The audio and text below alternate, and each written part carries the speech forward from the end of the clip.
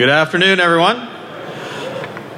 Welcome to track 3. This is when the Secretary of State says, please stop hacking us. And without further ado, I give you David On. Thank you very much. Thank you. I'm happy to be here with you this afternoon. So I'm going to share some insights from my work over in government. And you'll notice that with diplomacy, there's been remarkable consistency over the hundreds of years in diplomatic relationships, and also in the way that diplomats negotiate with one another, and the way that diplomats maybe use a threat of military force to back up that talks. But what is new is that cybersecurity is a new topic in diplomacy. And you don't have many books on that. You don't really hear much about the government to government aspect, which is why I'm happy to be here today to share my insights with you. So for the past 5.5 years, I was a political military officer over at the State Department. And in my role, I helped plan a lot of security dialogues, bilateral, multilateral dialogues. And I also worked really closely with the cyber offices throughout the State Department and in other US government offices. Over at the State Department, we work closely with the policy shop, S-Cyber. It's the cyber policy office directly under the Secretary of State. There's also another office, INR Cyber, which is the intelligence side. And then various bureaus also have their lead officer for cybersecurity that represents their bureau. And of course, working closely with our colleagues over at the NSA as well. So I'm going to take the experience I had in government and then pair it with the cyber threat that we see going on in the world. And then I'm going to show how governments approach other governments to negotiate and talk and try to solve some problems from state actors and non-state actors. So to lay some groundwork, this will be familiar to most of you. This is the Norse Corporation cyber threat attack map. It's a sample from 2014, but if you pulled out your cell phones or your computers, you could basically see it real time right now. What's happening, what country is hacking what country. It's a representation of what's actually happening in reality, because Norse sets up these honeypots and it tracks what countries sending what hacks to what countries. So it's merely, as they say, the tip of the iceberg, but that's not necessarily what's actually happening. It's rather a representation. So in addition to that invisible threat that we saw, the cyber activity, that is something that you can't usually see with your eyes, but the map makes it visible. And when I first saw that map, it looked like World War III to me. It looked like if those were missiles and bombs, that's really serious across continents, every region. It just looked very serious. I want to specifically go to one incident in 2014 as well, the DDoS hack that shut down Facebook. Again, I'm laying some background information for you. So with the DDoS attack, distributed denial of service, thousands of computers were a part of a coordinated attack that then they were part of a botnet, which then streamed from East Asia over to the United States. And many of the users and owners of these computers didn't even know that they were part of the attack, because they might have clicked on malware, clicked on a banner, installed malware, and basically installed a stealthy program that lets other people control their computers. So you'll see with this sequence here that the first slide looks a lot like the previous cyber incidences, only the previous ones were single attacks going from country to country. Now this one, the second frame, shows where there's thousands of computers being coordinated right here in a DDoS. And this looks like Street Fighter II Ryu's Hadouken going across from East Asia to the United States.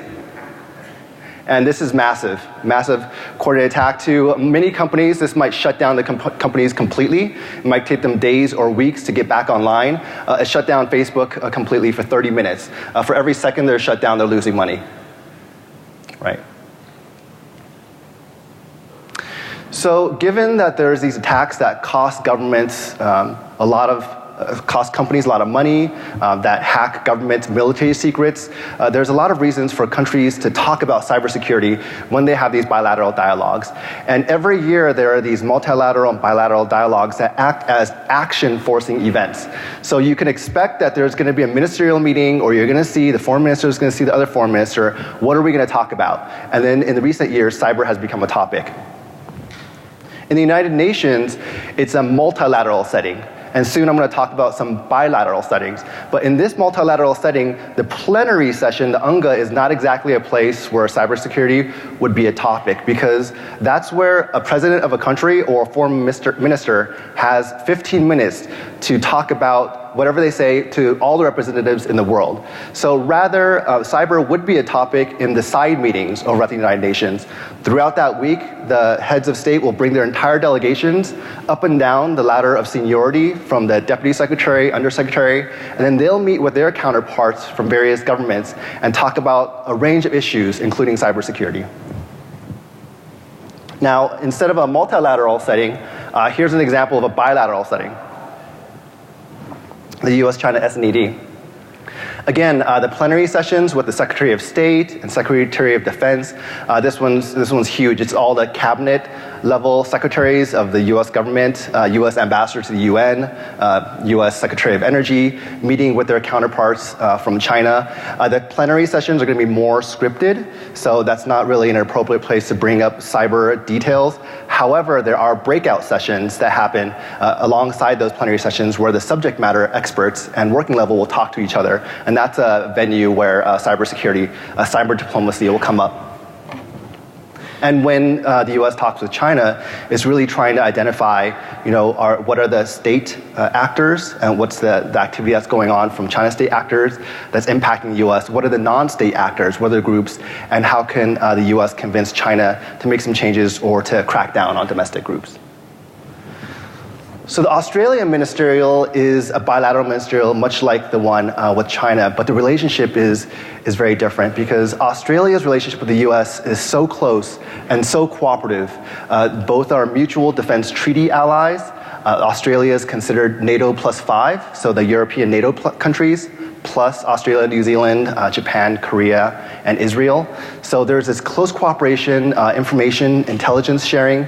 So when the US sits down with the ministers, this is former Secretary Hillary Clinton and former Secretary of Defense Panetta here in the picture, they're going to have a plenary and then they're going to have breakout meetings on the side. But the tone is going to be very different because you don't expect a state actor to be hacking the US from such a close ally. You will be expecting, if there's some action, then it's going to be from the sub-state level, from certain hacker groups. But it's going to be much more cooperative. These allies are going to be saying, tell me who it is, we're going to get the police, we're going to help try to crack down on this. So it's going to be a different kind of conversation. So over the next few minutes, I'm happy to share about my insights on these bilateral dialogues, but to go more deeply and to create a framework for cyber diplomacy, including the roadblocks that we face in cyber diplomacy, problems with finding attribution, and also with disclosing information on how you have the evidence for attribution, the disclosure dilemma I'll talk about in a few slides, and also some recommendations. So back to the basics. What hackers want is they want fame. Maybe hacktivists want to hack for the lulz, for the kicks. They might be going after your credit card so they could buy things. One company might be trying to get intellectual property from a competitor company in another country so that they could have a competitive edge. Or for the military, most often it might be a state-sponsored actor is trying to get military technical drawings of the latest fighter aircraft or attack helicopters, or military strategic planning like the Pentagon's O plans and the CON plans, operation plans. When this occurs, these are really good reasons to sit down with partner countries, whether they're the more cooperative allies or the less cooperative partners, and to raise this in diplomatic dialogue. So the dialogues will be the ones that I mentioned earlier with the Australian ministerial or the US-China SNED. They could also be at more of a working level. The US military has service-to-service talks, like army to army. And for the closer US allies, the closer partners, there'll be these hybrid talks where, say, diplomats are talking for an hour, then they'll spend maybe the first 10 minutes of an intelligence briefing from the CIA or DIA or NSA to lay out the threat or the problem. Then, say, for the rest of that hour, the 50 minutes, will be the policymakers then sitting down with their counterparts in different countries and figuring out, okay, so we see a common picture, how are we going to work together to solve that problem? Cyber becomes a topic in diplomacy when it's in the newspaper, it's prominent, and you just can't ignore it. So you just want to talk about it with your partners. It might not be in the newspaper, but it might be in the intelligence sources. So government officials and government contractors will have access to this information and see some concerns. Also, there are leading offices. There are some offices that will take the lead on a bilateral dialogue, and then they're the ones that coordinate everything, and they're the ones that are going to be able to make changes directly to the agenda as they're setting the agenda. Or an office might not be the lead. They might be a part of the interagency clearance process, but they share an equity. They work on the similar issues of cybersecurity. So the lead office will take talking points and the agenda for the entire meeting, and then clear it with maybe 10 or 20 or 30 other offices at the Pentagon, at the White House, at NSA, and then when they make the edits, then they could go ahead and put in new topics or new ideas there because they're involved in the process. And also, a foreign affairs officer could just put it in, or nobody wants it in, but it was there last year and the year before, so it's a precedence and it's going to be in this year as well.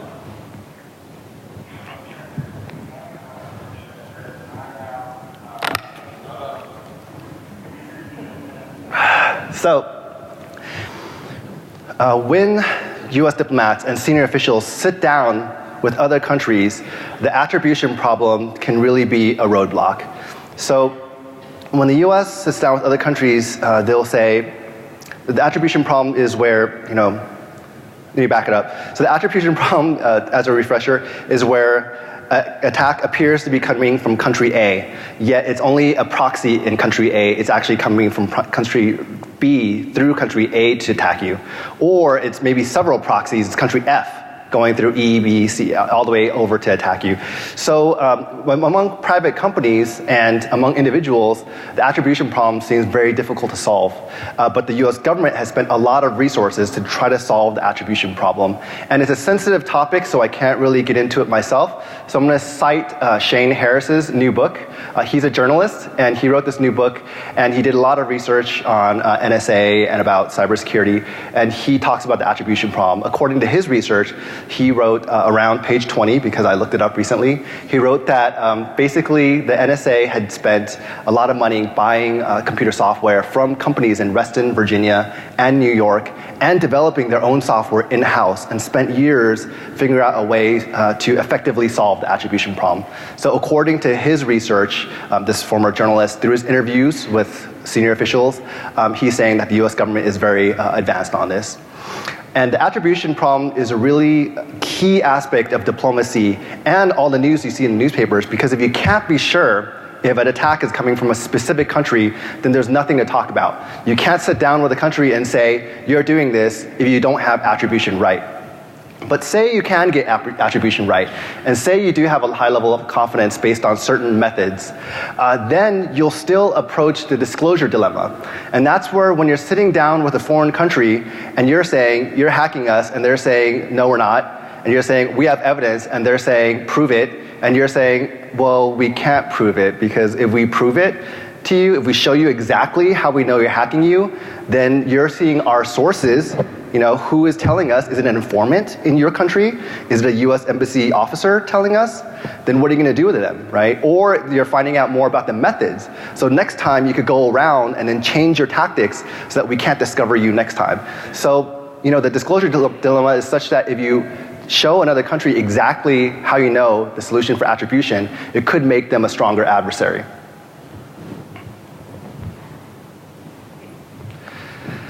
So among companies, I often hear CISO officers in private companies lament that in cybersecurity, the only weapon is a shield. And I feel like companies are trying to figure out, how are we being hacked? How can we guard against that? How can we block specific IP so this doesn't happen? But the government is really interested in the who, what, when, where, why. And that's really important for bilateral dialogues, because it paints the global context of hacking. So this is an area where the social sciences could cooperate with computer science so that you have the technical skills plus the language to send people into chat rooms and to talk to certain people in other countries without sounding, if you put it through Google Translate, you'll sound like a kindergartner, right? So, or finding out the legal situation there, what kind of laws can you use? Is rule of law strong or is it weak? What's the relationship between the government and the people? Or the government itself, internally, is the government fragmented, so you're getting hacked by one side of the government, but the other side doesn't even know what's happening? Or is it monolithic, so they really know what's going on, and when you talk to them, you can really affect change? So, private companies, I think the bare minimum is very important to prevent hacking, to stop the bleeding, and to find out how to protect your networks. I think as you move up Maslow's hierarchy of needs at a greater sophistication, above that, it's important then, after you take care of the network protection, to start asking those questions. And I've seen some savvy private companies ask those questions, and quite often it's because their senior CISO officers are former US military or intelligence or NSA. So they find that the answer to the how question is not that satisfying. They want to know the who, what, when, where, why. So what types of cyber hacks are more likely to come up in diplomatic dialogue compared to others? So the kind of cyber attacks that are more likely to come up in dialogue are the state-to-state hacks. When, assuming we could solve the attribution problem by some methods through the NSA, if a foreign government is hacking the US government, then that's definitely going to come up. Because the US is going to think that if we talk to that government, perhaps we can convince them through some ways to prevent this from happening. Moving down on the left, when a non-state actor, when a hacking group hacks the US government, yes, the US government wants to bring up in dialogue because it hopes that that government is going to be able to crack down on that group domestically. But when there's on the right side, when it's a state government hacking a non-state actor like a company or something, it's not necessarily going to come up in dialogue because oftentimes companies don't really want to share that information, so the government might not even know that they're being hacked, or it's so limited, there's very few examples of that. And also in the bottom right quadrant, for people-to-people hacking or company-to-company, that's just so abundant. There's thousands of these hacks every day. People trying to hack your credit card numbers or sending you emails telling you want $10 million. So how do you address this in a diplomatic dialogue, right? So getting back to the classic scenario, when the senior officials sit down with other countries, it's going to look very different if the other country is a US ally versus a less cooperative country. For a US ally or a more cooperative country, it's going to be a conversation, like I said with Australia, it's going to be, we're pretty sure it's not state-sponsored. What is the information that you have? Let us know, because if it's coming from within the country, we're going to try to, use law enforcement and solve it. If it's a mutual threat, let's share information. And then if it's an attack we're both susceptible from another country, then let's kind of find out how we can work together to make sure that we're more safe together. But if it's coming from a country that is going to be less cooperative, then they're going to stonewall with the attribution problem, and you're going to face the disclosure dilemma. So that's where they're going to say, you can't prove it, it's probably a proxy server coming through our country, it could be another country. They're going to say, we too are the victims of hacking, so we are victims just like you. This is all just stonewalling, because then they don't have to do anything to try to help you solve the problem. In diplomatic dialogues, you'll notice that some countries are more helpful and cooperative than others. Surprisingly, Vietnam is very helpful and cooperative in cyber diplomacy. If you find out there's an issue, then the government is very cooperative in that sense. You'll find that in Eastern Europe, there are several countries that are less or more selectively cooperative when it's in their interests, of course. And then other variation is when you see that in Eastern Europe and Russia, that mostly these hacks will target financial institutions, while Southeast Asia and Vietnam is going to be targeting more so e-commerce, while Northeast Asia countries are going to be targeting intellectual property. So these are some general trends that we see. So how we can do better is to work through disclosure dilemma at the private company level so that they feel more comfortable sharing information, so that other companies can learn from their experiences and prevent future hacks is to solve the government level disclosure dilemma and attribution problem. Recognize that this is a growing field and new norms are being formed. If a country says, don't do this, this is not right, but does it, then it's very hypocritical and the country loses the trust from the people. And also, with all the expertise I see in the room, other countries, other governments, other companies in other companies in other countries can really benefit from your expertise. So consider going beyond the region, going beyond the US market to a more international and global market. To think like a cyber diplomat involves keeping in mind dialogues, the roadblocks that we see, and the recommendations that I mentioned. So that together we could work together to prevent cyber attacks. And feel free to, I'm happy to share my Twitter information, and I'm also working on a book on cyber diplomacy. I'm comparing agents and publishers, so if you have any advice, I'd be happy to hear. Thank you very much for everybody here. And also thank you to Dell SecureWorks and VeriSign for all I've learned from their subject matter experts and their analysts.